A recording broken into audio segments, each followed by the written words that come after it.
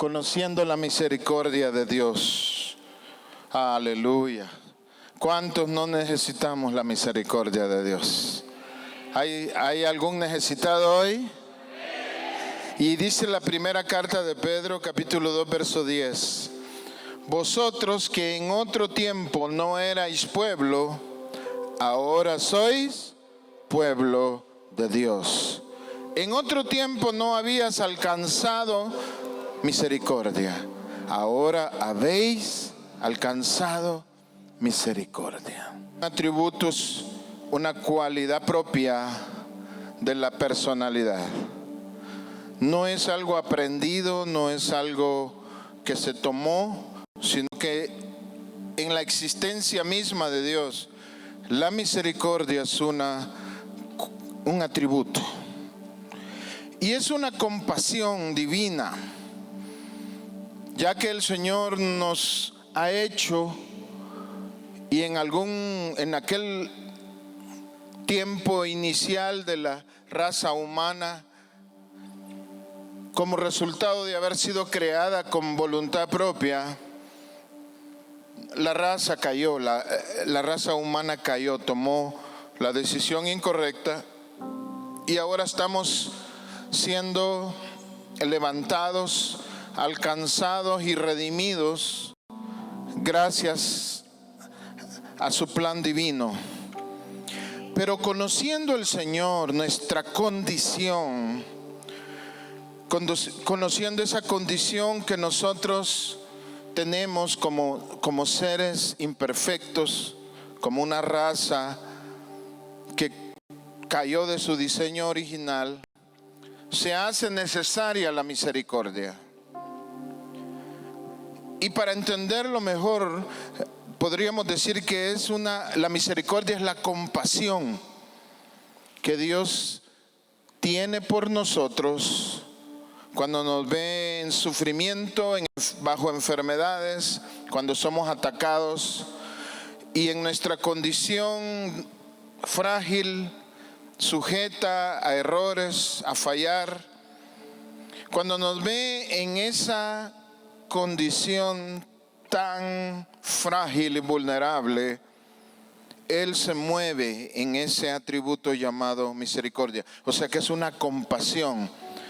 Es el resultado de lo que a Él le produce vernos sufrir. Amén.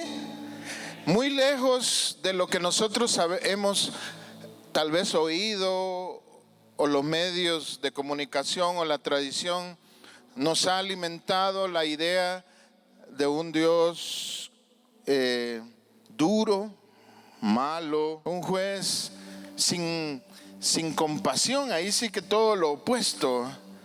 Y esa imagen de ese Dios, incluso hasta le ponen una personificación. Pintan a un señorón de pelo blanco con una barba blanca, con una expresión dura y con mejor si algunos rayos por ahí.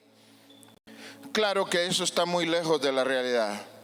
Sí vamos a ver en un momento lo que no concuerda, sino que a la par de la misericordia de Dios también está el enojo de Dios. Pero sobre todo Él es compasivo con nosotros, porque nosotros somos propensos a sufrir, a fallar. Algo tan fácil nos puede afectar como una pequeña bacteria, un pequeño virus, y cosas tan insignificantes en apariencia nos pueden dar vuelta a la vida.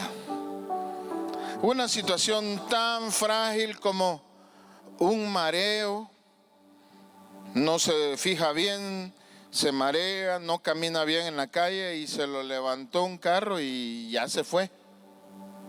Así somos de vulnerables. Una pequeña comida, se le fue mal en la garganta, se le atoró y se empieza a asfixiar. Y le tienen que aplicar ¿cómo se llama? Y tiene un nombre de Heimlich, maniobra de Heimlich, creo que es, y le apretan el diafragma, pero en un instante estuvo a punto de morir ahogado, porque somos tan vulnerables. Y a esa fragilidad nuestro Señor responde con compasión.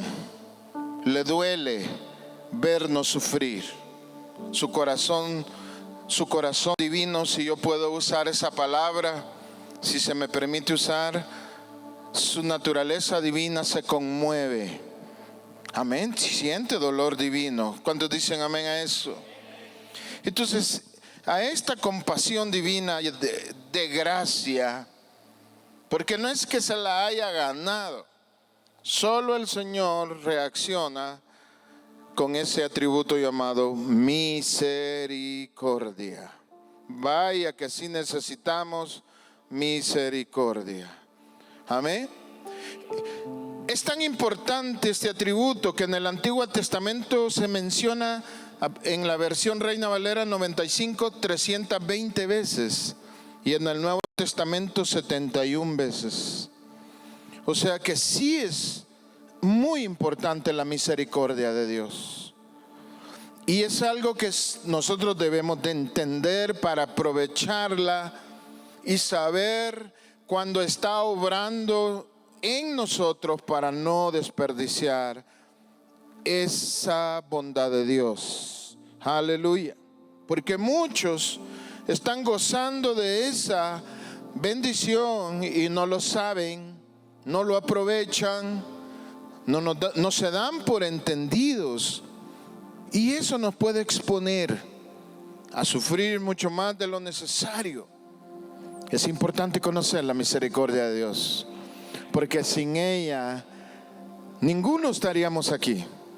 No, es esa compasión, es esa bondad que está fluyendo hacia nosotros y que no nos está cobrando nada. O sea, no, muchas veces, claro, el Señor la va a derramar, la va a dar de acuerdo a ciertas circunstancias, pero no es que nos esté cobrando en el momento, sino que Él es movido a tener misericordia. Mire la palabra movido, de un punto A un punto B.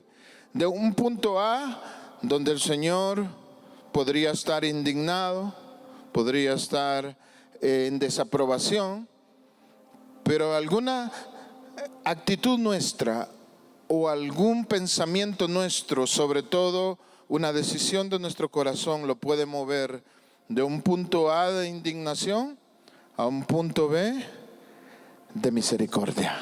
Por eso dice movido. Amén. Porque Él va viendo nuestro comportamiento, nuestra actitud. Así que yo quiero aprovechar, aleluya. Incluso hay un salmo, el Salmo 136. Todo el salmo habla de la misericordia. Es un salmo que se acostumbraba a cantarlo al final de la cena pascual. Cuando los judíos celebraban la Pascua, o sea, la celebración de la libertad del yugo de Egipto, donde comían, mataban un cordero, hacían pan sin levadura y comían hierbas amargas, recordando la amargura de la esclavitud. Es una celebración que el Señor estableció para los judíos. Cuando terminaba la cena, cantaban el Salmo 136, donde el Salmo mismo decía, alabad a Jehová, porque para siempre su misericordia. Tenía que contestar el coro. O sea, la primera voz iba diciendo, porque Dios es Dios de dioses, porque para siempre su misericordia, contestaba él. Y el Salmo tiene 26 versículos donde enfatiza la misericordia de Dios. Amén. Así que es algo importante. O sea, dentro de la relación Dios-hombre, no puede faltar, no nos podemos desligar de su misericordia. Porque sobre todo nosotros somos imperfectos. Vamos a fallar. Estamos sujetos a tanta presión, a tanta circunstancia que nos cambia la mente, nos altera la mente, nos altera el estado de ánimo. Y mire que en un ratito le damos vuelta a nuestra vida. Si no fuera nuestro Dios misericordioso, no fuéramos efectivos en esta vida de evangelio. Así que yo lo invito en esta hora que usted abra su corazón y se proponga entender ese atributo maravilloso del Señor. Amén. Él es bueno. Aleluya. Denle un aplauso. Tú eres bueno, Señor. Aleluya. En el libro profético de Joel se nos enseña cómo está conviviendo la misericordia, pero también el enojo de Dios. Porque es importante entender los dos. Y veámoslo en 2:12. Y dice el profeta Joel: ahora pues, dice Jehová, ¿cómo dice? Convertíos ahora a mí con todo vuestro corazón, con ayuno, llanto y lamento. Rasgad vuestro corazón y no vuestros vestidos, y convertíos a Jehová vuestro Dios, porque es misericordioso y clemente, tardo para la ira y grande en misericordia, y se duele del castigo. Por eso Él nos transfirió esa imagen y semejanza. Así como un padre normal, así como un padre estable de la mente y del alma, un padre normal disciplina a un hijo por convicción, porque sabe que es lo mejor y lo hace por convicción. Pero no es que se divierte. Ay, yo amo a mi hijo, lo disciplino. Ay, ¿cómo se ve? No. El hecho que nosotros le demos paleta a un niño, un par de paletazos bien dados, lo hacemos porque es para su bien, estamos convencidos de ello. Pero un padre normal se duele, aunque no lo tiene que mostrar mucho, porque el niño tiene que aprender, ¿verdad? No se va a poner, ay, va a llorar más el papá que el hijo. No, usted sea hombrecito y usted sea mujercita, aguántese. Por dentro, duélase, pero hay que darle el castigo. No se puede quedar sin castigo solo porque usted le da lástima, porque si no sería un mal padre. Dice la palabra que el que no castiga a su hijo es equivalente a que lo aborreciera. ¿Y aquí nadie aborrece a su hijo? ¿No? Levante la mano a alguien que de una vez los mandamos a la cárcel. Nada. Todos amamos a nuestros hijos. Así es nuestro Padre. Pero no es que Él es así por casualidad. Nosotros tenemos esa imagen y semejanza de Él. Así como yo me conduelo cuando disciplino a un hijo, yo soy así porque me fue transferida su naturaleza divina. Un poco de esa naturaleza. Él también se duele cuando tiene que permitir un trato. No es que Él se divierte, no es como tanto que se oye de trato y que Dios castiga y a veces enfatiza mucho esa dureza. Pero algo que vamos a aprender hoy es que a un hijo espiritual nacido de nuevo que es castigado, en ningún momento el Señor se divierte. Por supuesto que no, se duele. Amén. Se duele. Y eso es bueno, porque eso es parte de su misericordia. Es parte de ese atributo. Él se duele. Pero como es justo, como nos está formando, como no quiere que nos condenemos eternamente, Él va a ir más allá. No se va a quedar condoliéndose en la circunstancia que nos puede hacer perdernos eternamente. Él va a ir más allá y aunque se duela, va a permitir el castigo, porque Él no quiere que nadie se pierda. ¿Le da gloria a Dios a Él por eso? Entonces, así como hay misericordia, compasión de Dios, también hay ira, enojo divino. Y hoy vamos a entender un poquito de ese enojo para que podamos al mismo tiempo entender la misericordia de Dios. El enojo divino, el primer error que podemos cometer es creer que es igual al de nosotros. Nuestro enojo primeramente es temperamental, es cólera, es una reacción del temperamento sobre todo, y que está sujeto, número uno, a emociones. El enojo de Dios no es emocional, porque el ser de Dios, aunque somos a imagen de Él, Él tiene sentimiento, pero es un sentimiento que no está sujeto a pasiones carnales. Es un sentimiento que no está sujeto a circunstancias materiales, entonces no es igual. Entonces, cuando se habla del enojo, de la ira de Dios, no están involucradas emociones pasionales, carnales. Sí hay pasión divina, sí hay celo divino, pero no es movido por lo mismo que nuestro enojo.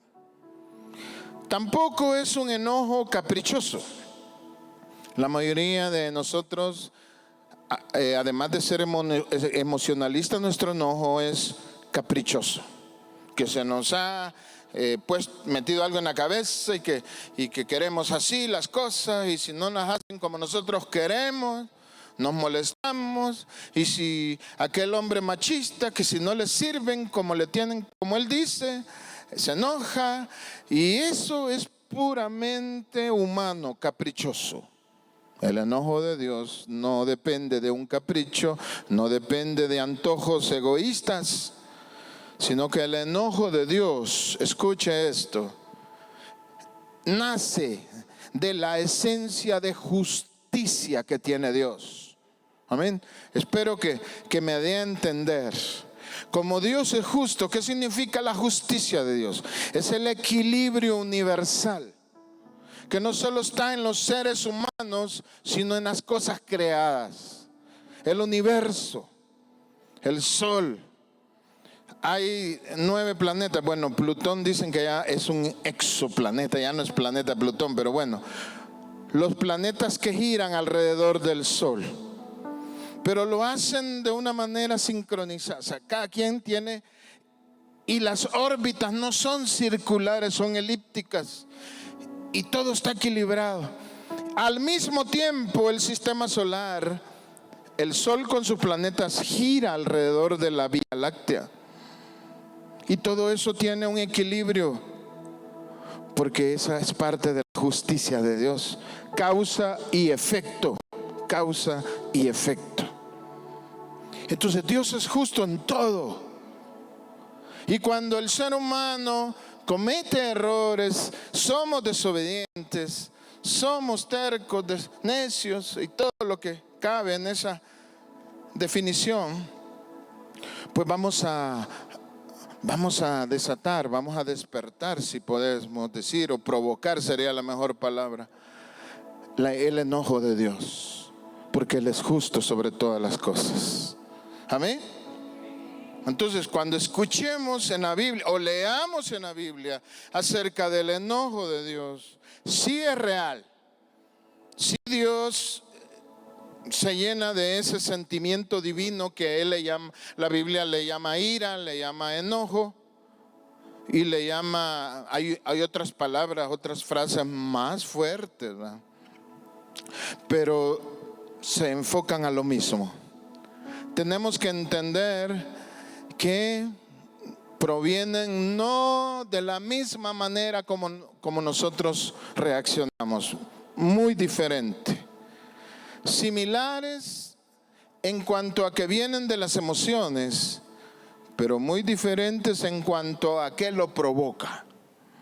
Nosotros los enojos somos provocados por temperamento, por circunstancias, por capricho. En el caso del Señor es muy diferente. Así es. Entonces, dice este libro de Joel, pero algo muy lindo es que Él se duele del castigo. Allá en el final usted lo puede ver. Porque aquí es donde la misericordia empieza a obrar. Es que el Señor tiene misericordia, porque el ser humano, nosotros somos más duros, somos a veces bien injustos. Y si fuera por nosotros, medio mundo ya estuviera en la cárcel o saber cómo, condenado. Nosotros juzgamos muy distinto, lamentablemente.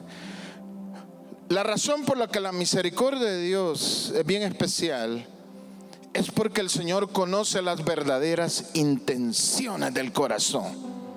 Yo puedo juzgar por lo que veo, por las apariencias, pero cuando el Señor desata su misericordia es porque Él conoce que aunque alguien falló, que aunque alguien anda mal, tiene ciertas intenciones desconocidas para el hombre, pero para Él no. Y Él eso ve. Y por eso vemos cómo se alcanza misericordia, porque el Señor escudriña y ve que hay intenciones todavía que le dan esperanza.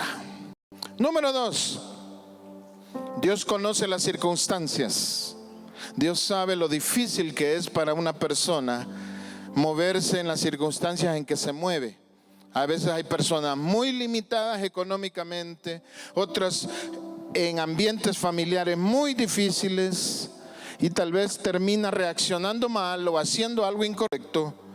Y Dios ve todo el panorama y no se le escapa ningún detalle. Y cuando Él manifiesta su misericordia, está tomando en cuenta cada detalle que nosotros no. Nosotros solo vemos al que se equivocó y decimos, planchó, planchera de...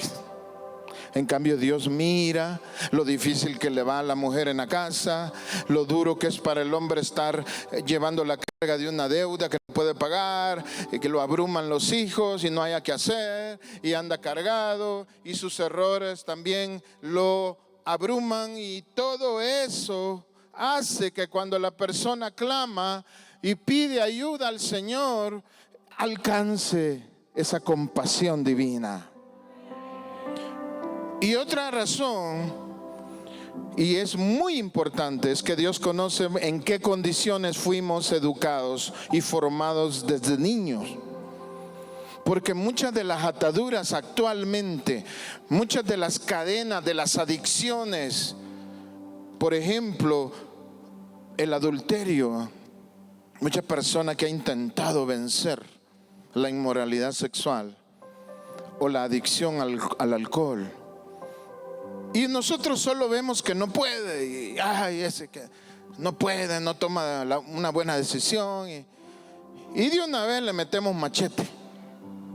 En cambio el Señor, Él sabe, conoce el trasfondo, que de niño no fue educado bien, los padres no le dieron el tiempo correcto, no se le dio el afecto correcto, incluso se le pudo haber tratado mal, se le abusó en los peores casos, se le trató violentamente, se le corrigió violentamente, fueron injustos con él. Una formación terrible, carente de muchas cosas que necesita un ser humano para ser funcional, para ser equilibrado en la vida. No las tuvo la persona. Entonces, cuando está en la lucha, cuando está en el mar de la vida, si quiere que yo sea algo poético, y las olas lo golpean contra las rocas, le gustó, ¿eh? Y lo vemos fracasar. Pero Dios conoce y dice, es que él tiene esa tendencia porque de niño le hicieron tal cosa. A mí me golpeó un día el corazón que tuve una plática con un varón que estaba luchando con una vida de homosexualismo. Y a causa de todo ese esquema de vida, él era muy infeliz. Además tenía adicciones. Y un día muy sincero, y yo le creí, lo escuché y me golpeó el corazón porque me dijo, el asunto es, lo que a mí más me duele. Yo recuerdo cuando empecé yo a tener esta tendencia a sentir esos impulsos, me dijo. Ay, ¿cómo fue? Fue como 10 días después que yo fui abusado sexualmente por un hermano mayor. Yo empecé a tener esos deseos. En mi mente empezó a venir esos pensamientos de lo que habíamos vivido. Pero lo que más me dolió, me dijo el hombre, es que cuando yo se lo dije a mi padre, no me creyó y apoyó más al hermano abusador que a mí.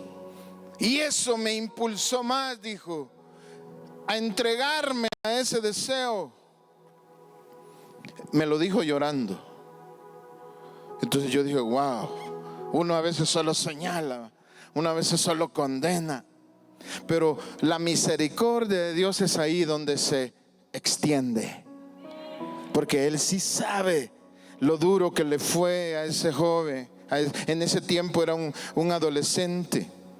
El impacto que le causó el abuso, la forma como trastornó su personalidad y afectó la forma de ver la vida. Pero la misericordia de Dios, ¿cómo se manifestaba? Que Dios lo recibía, que Dios lo perdonaba y que quería levantarlo. No estaba un rechazo. Ahora, la misericordia no consiste en aprobar lo que él estaba practicando. La misericordia consiste en abrirle la puerta, en ofrecerle ayuda y ayudarlo al cambio. No es la misericordia una aprobación de lo malo que se está haciendo. La misericordia es una compasión, donde Dios se conduele y nos quiere ayudar a que salgamos de todo lo que no nos va a ayudar. Entonces, Él es tardo para el enojo.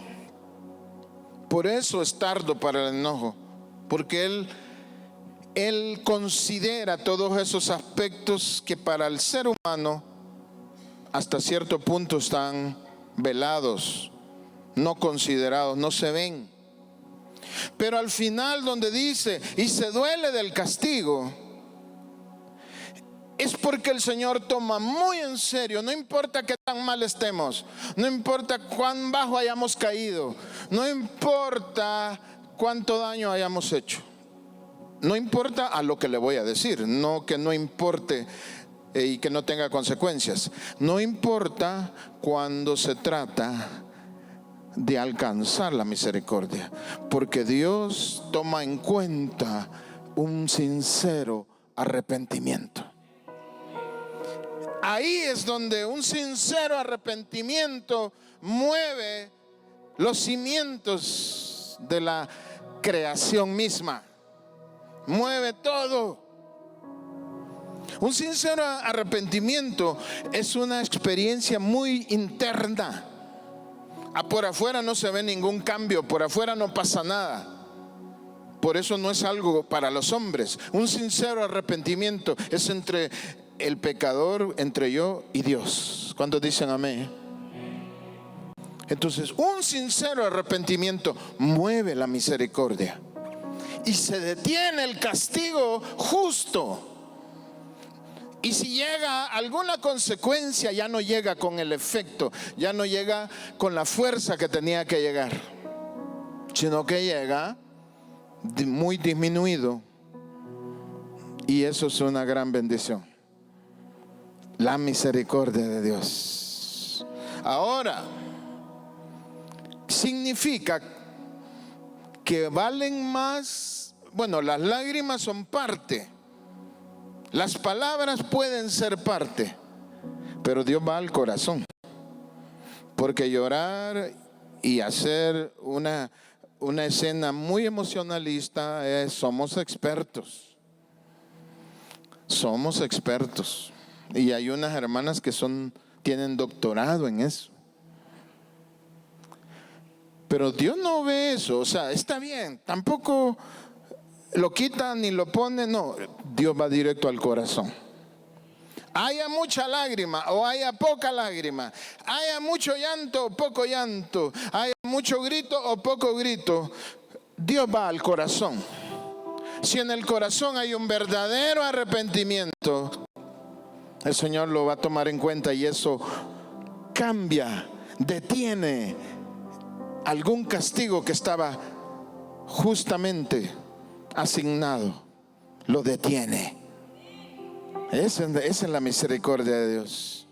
Pero tiene que haber un sincero arrepentimiento. Muchas personas al borde de la muerte, en un punto donde ya van a morir, tienen un verdadero dolor en su corazón. Y eso cambia toda la atmósfera, cambia todos los planes. Y Dios dice, mire, hay una contradicción, una paradoja, una ironía, no sé cómo llamarle en la Biblia, y a algunos les cae mal, pero es la naturaleza de Dios. Hay un rey, de todos los reyes en las dinastías del pueblo de Dios, el Señor fue mandando profetas porque los reyes guiaron mal al pueblo, lo alejaron del verdadero temor a Dios y ya no siguieron la ley. Y por eso les venían castigos. Y el Señor menciona en la Biblia, en lo que son los primera, segunda de Reyes, primera y segunda de Crónicas. Y ahí se catalogan los que fueron buenos reyes, muy buenos reyes, buenos, regulares, malos y muy malos. Pero hay uno que fue el peor de todos, y que el mismo Señor dice que por las obras que hizo este rey, que se llamó Manasés, él derramó el vaso, se dice, o la gota, ¿cómo es el dicho? Bueno, él derramó el vaso, la copa, la gota, quebró. La gota que derramó el vaso es la cosa. Bueno, como sea el dicho, camarón que se duerme se lo lleva bueno, ese dicho, Manasés, el más malo, dice que nadie derramó tanta sangre inocente como ese rey. Él llenó de ídolos el templo, insultó a Dios, profanó lo santo y pervirtió la nación. No hubo otro como él, y a causa del pecado de él, el Señor desató su santo enojo justo. Pero ¿sabe cuál es la ironía?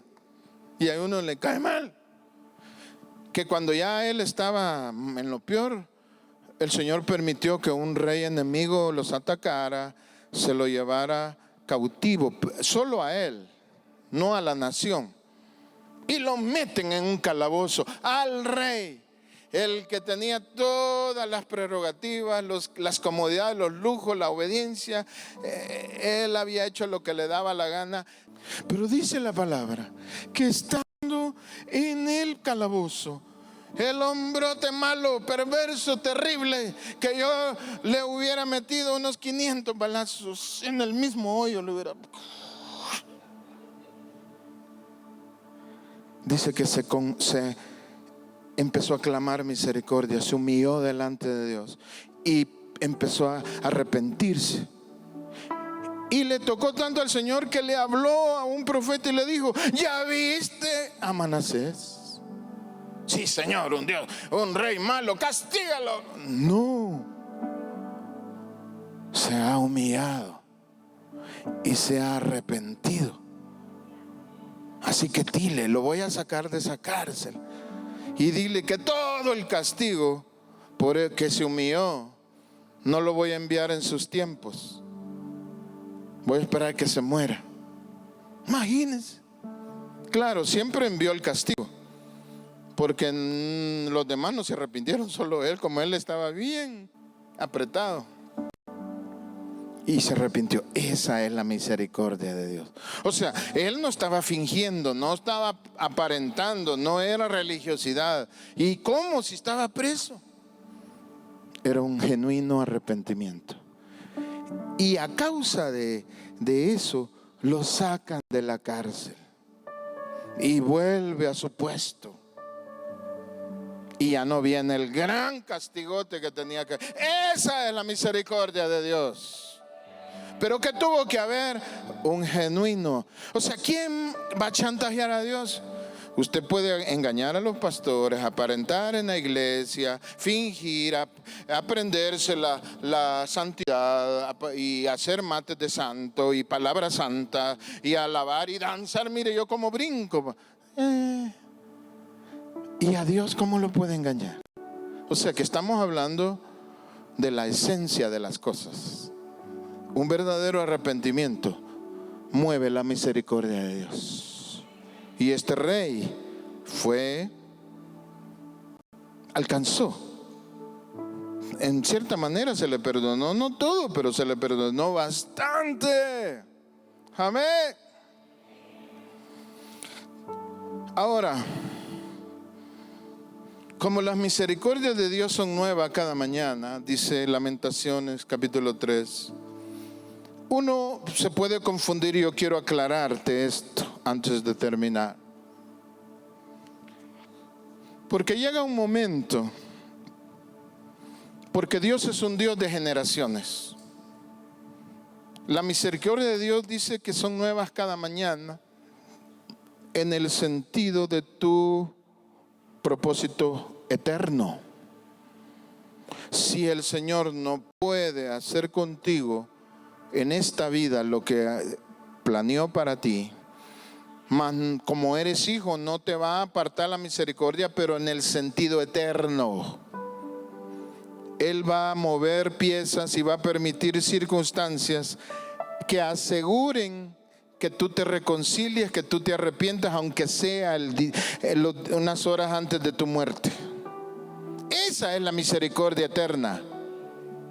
Pero no significa que en las circunstancias terrenales va a ser eterna, porque no es así.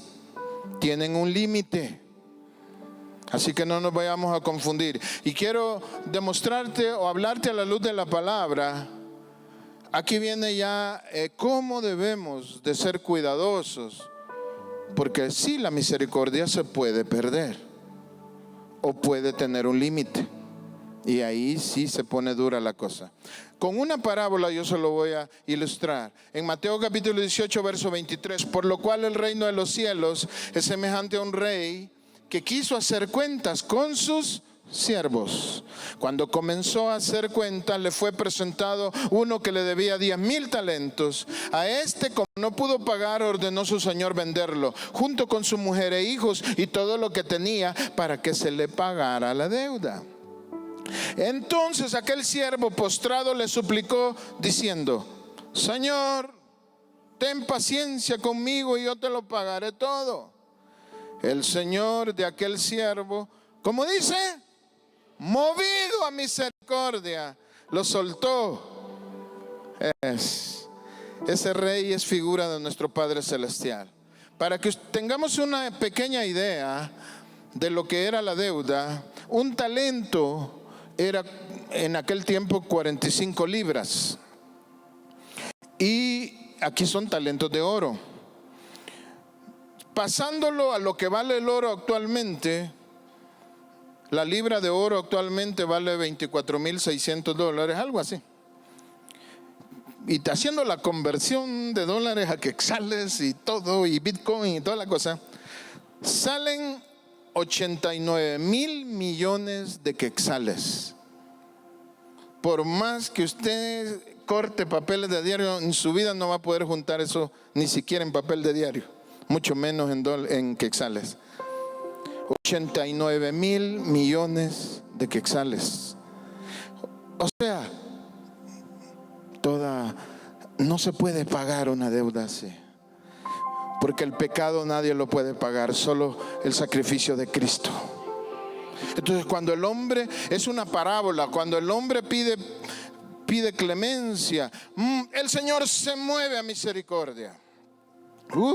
Pero miren lo que pasa en el verso 28. Pero saliendo aquel siervo, halló a uno de sus consiervos que le debía 100 denarios, y agarrándolo lo ahogaba diciendo: págame lo que me debes de gracia. Un denario era un día de trabajo. Pongámosle 200 quetzales un día de trabajo.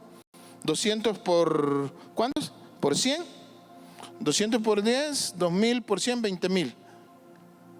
20,000 quetzales, pues sí, es deuda, pero tampoco tiene que vender un riñón para eso.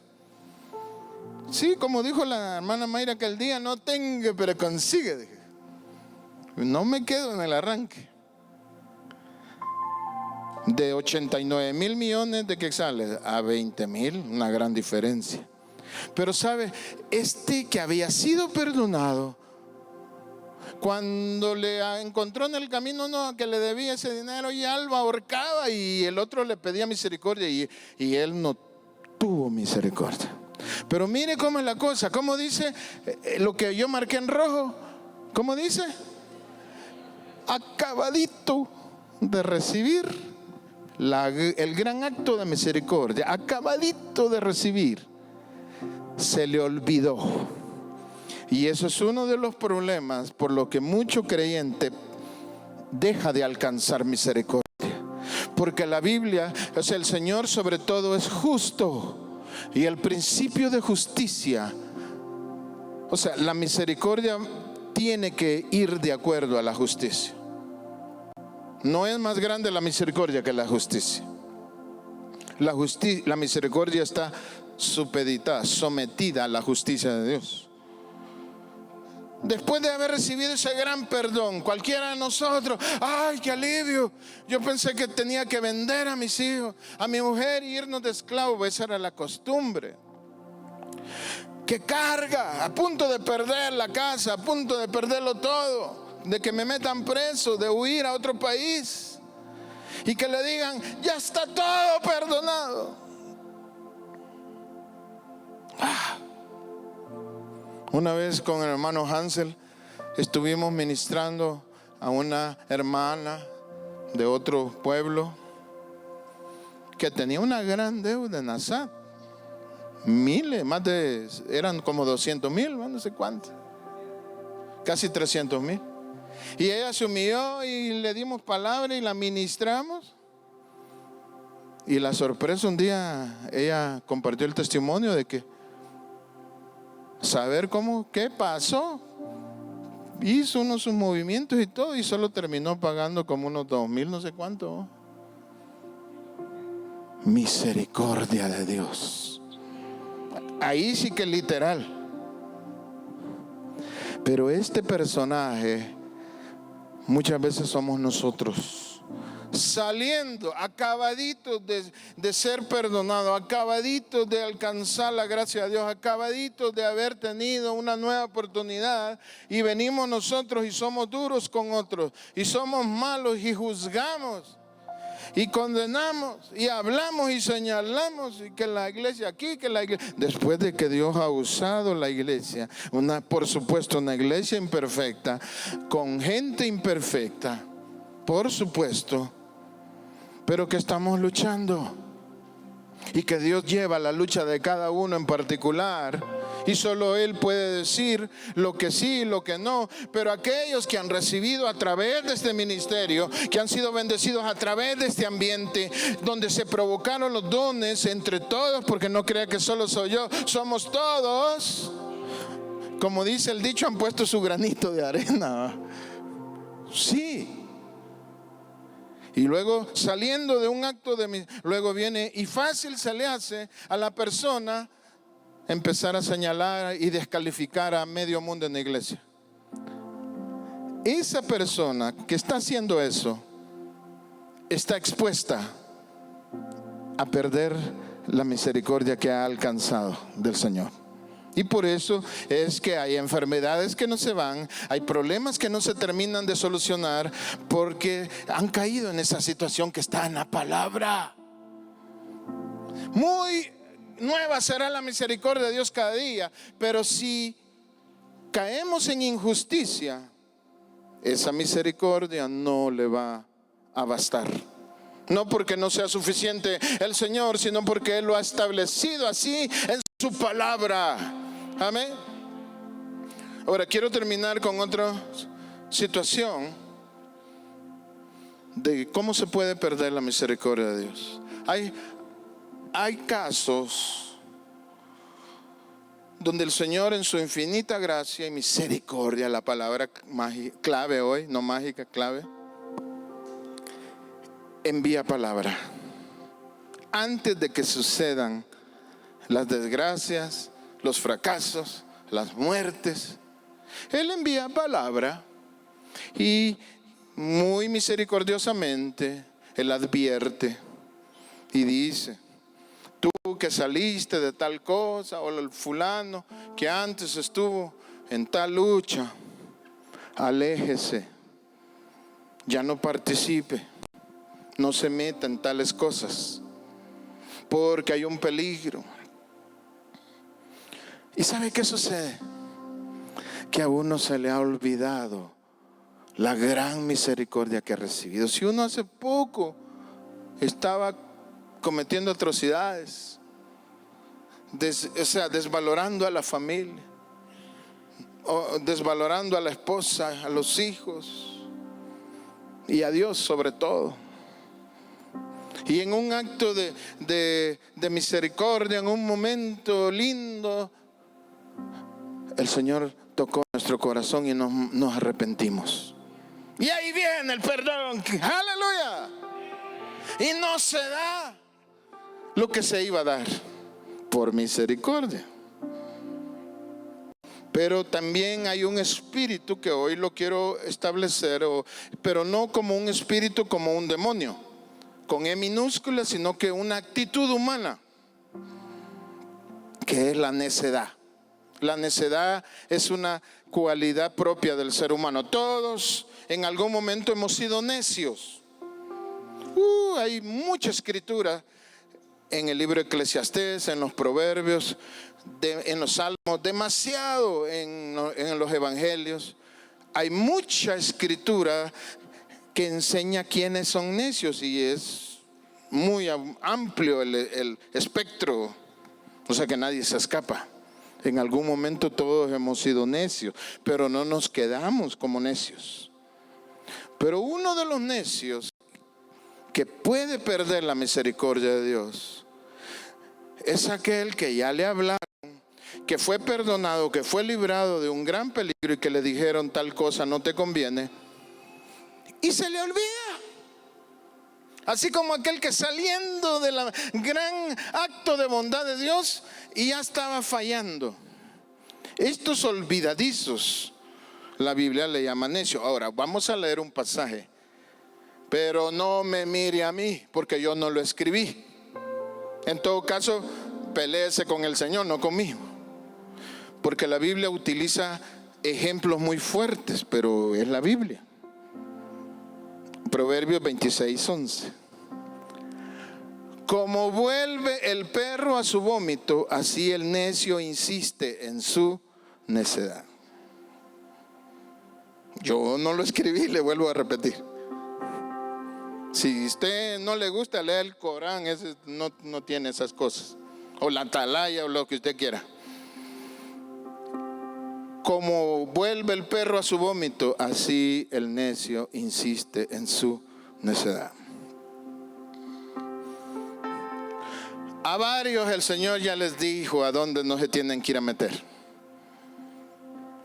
Gente que ha sido librada de grandes fracasos, que hemos sido perdonados de grandes ofensas que les hicimos a Dios, todos. Pero unos más que otros, de acuerdo al estilo de vida que tuvieron, el Señor nos ha advertido de muchas maneras: sueños, visiones, prédicas, consejos, advertencia, etc. Pero ahí están de regreso. ¿A cuántos ya les dijo el Señor que estar en esos ambientes? Yo me recuerdo un testimonio, y lo menciono porque hermano Juanca lo ha compartido, Cuando el necio de ir al campo de fútbol, ¿se recuerda? Era nuevo. Y el Señor le dijo, no vayas porque ahí está saliendo de la inmoralidad, del adulterio, de ambientes feos. Y ahí va él, a las canchas, al campo. Y él mismo lo compra, pero como el Señor tiene un propósito con él, permitió que él se golpeara. Se cayó y quedó en el limbo, dice él, que como que vio a los angelitos, no sé qué vio. Y él entendió que él estaba repitiendo esta escritura. ¿A cuántos el Señor ya les dijo que no deben de estar en esos ambientes porque en algún tiempo pertenecieron a ese estilo de vida? Fueron alcohólicos, fueron adúlteros, y esos ambientes están, lo que van a hacer es despertar esas tendencias, esas luchas, esas tentaciones. Si a ti ya te digo el Señor, ya no estés en esos grupos donde solo se blasfema, ya no estés en el campo de fútbol, el deporte no es malo, es saludable. Lo que es malo es el ambiente. Amén. Si alguno ya el Señor le dijo que no tiene que estar en esos ambientes, por ejemplo el campo de fútbol, e insisten, van a perder la misericordia. Porque saliendo de un gran perdón, el necio vuelve a lo mismo. Así es como el hombre, el hijo de Dios, deja de alcanzar la misericordia. Porque antes que misericordioso, Dios es justo. Y para eso da la palabra. Así que si a usted ya le avisaron, no sea necio, sino que sea obediente. Qué tremendo. Mateo 18:32, entonces llamándolo su Señor le dijo, siervo malvado, toda aquella deuda te perdoné porque me rogaste. ¿No debías tú también tener misericordia de tu consiervo como yo tuve misericordia de ti? Entonces su Señor enojado, ¿cómo dice ahí? Enojado. ¿Repite esa palabra? Lo entregó a los verdugos hasta pagar todo lo que le debía. Así también mi Padre Celestial hará con vosotros si no perdonáis de todo corazón cada uno a su hermano según sus ofensas. Él perdió la misericordia, la alcanzó completa, pero la dejó ir así, porque fue duro y necio. No deje ir la misericordia de Dios, no la deje ir. Si se le ha aplicado a su vida, abrácela y sea obediente. Termino Hebreos 4:16. Así que acerquémonos confiadamente al trono de la gracia. ¿Para qué? Para recibir misericordia y hallar la gracia que nos ayude en el momento que más lo necesitamos. Ahí está la misericordia. Cuando más lo necesite, entre al trono de la gracia, pero cuando la reciba, no seamos injustos ni necios, porque se le va a ir de las manos. Y después usted va a decir, ¿y por qué me va mal? Porque la justicia de Dios es antes que la misericordia. Justicia, no juicio, es diferente. El juicio, cuando ya hay sentencia, dictada, es diferente. La justicia de Dios es ese equilibrio que hay en el universo de causa y efecto, donde Dios no puede mentir, donde Dios no se va a contradecir a sí mismo. Y Él tiene que, si Él nos ha perdonado a nosotros y nosotros andamos ahí condenando y señalando a medio mundo y creyendo Porque todo mundo va a fallar en determinado momento. Un error del creyente es fundar su práctica espiritual, fundarla o fundamentarla es la palabra, dependiendo de las acciones de los demás. Cuando usted empieza a hacer eso, discúlpeme esta expresión, se va a ir feo. Usted fundamente su práctica espiritual en su propia vida y en lo que el Señor le apruebe. En el momento que tú estás excusando algo basado en el error de otro, sos esa persona que se te olvidó lo que te perdonaron. Y ahí estás perdiendo misericordia. Estás perdiendo misericordia. Y te estás ganando tu merecida recompensa. Cuando somos misericordiosos, y no es que aprobemos lo que otros hacen mal, pero yo no voy a fundamentar mi práctica espiritual. Por ejemplo, cuando le digo eso es, ¿y usted por qué no sirve? Es que yo no sirvo en la iglesia porque ahí solo hipócritas hay. Y usted sí es la Santa Fátima que apareció allá en Francia.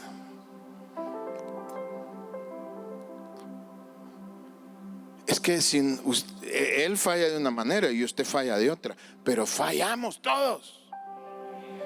A unos se les nota, a otros no, pero todos fallamos. Y Dios lleva un proceso con cada uno. Y en el momento que yo condiciono mi vida espiritual a los errores de otro, estoy perdiendo misericordia. Y eso no nos conviene. Nadie dice amén. Yo sí digo amén, amén. Yo solito me lo digo. Porque el trato es conmigo y la misericordia es conmigo. Y yo me quiero asegurar que esos 89,000 millones se me sigan perdonando cada vez que yo fallo. Va a salir esa cuenta. Entonces yo sí quiero que me lo perdonen siempre. Entonces no le voy a estar viendo los 20,000 que debe el otro.